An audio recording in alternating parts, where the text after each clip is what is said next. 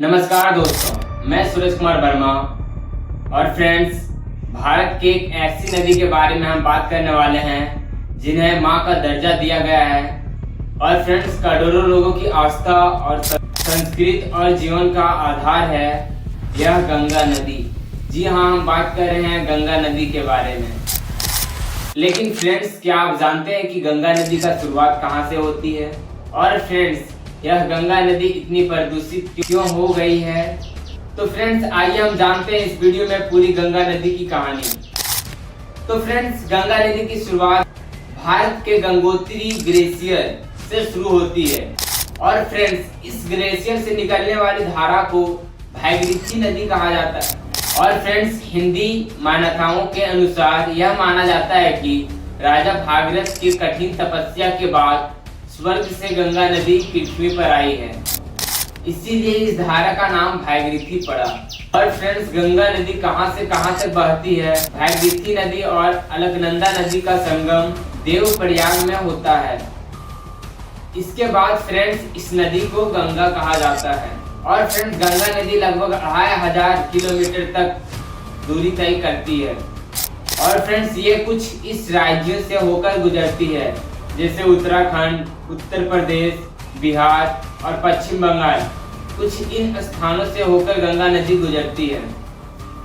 और फ्रेंड्स, अंत में गंगा की धारा गंगा सागर से होकर बंगाल की खाड़ी में जाकर मिल जाती है और यह गंगा नदी का अंतिम पड़ाव माना जाता है। और फ्रेंड्स, अब हम जानेंगे गंगा नदी का इतिहास के बारे में। और फ्रेंड्स, गंगा नदी हजारों वर्ष से भारतीय सभ्यता का केंद्र रही है। और फ्रेंड्स, इनके किनारे कई प्राचीन नगर विकसित हुए।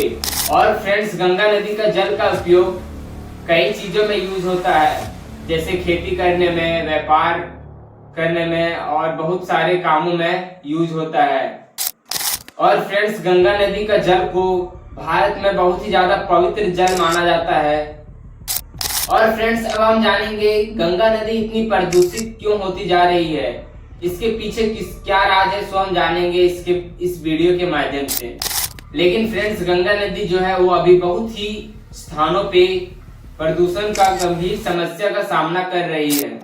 इनके मुख्य कारण है शहरों का जो गंदा पानी होता है वो डायरेक्ट नदी में छोड़ देना, उद्योगों का रासायनिक अपशिष्ट नदी में छोड़ देना, प्लास्टिक और कूड़े कचड़े को नदी में फेंक देना।